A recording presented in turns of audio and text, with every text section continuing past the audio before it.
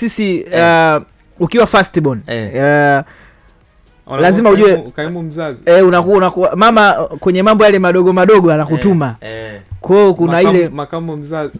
Sasa kuna ile ameingiziwa hela kwenye simu, password wewe unaijua. Yaani ukiona wewe hujui password ya mamako, wewe itabidi ujitizame.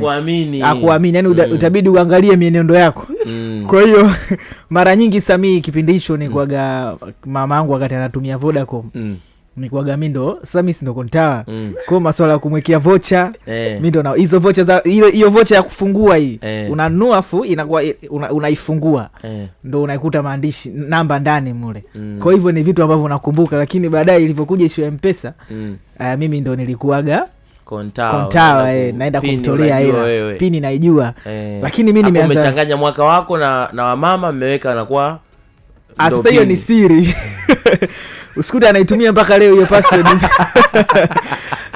Tunza kuliko nani. Unajua watu wazima wanaga mambo mengi. Kwa mimi nimeanza kutumia Vodacom 2013.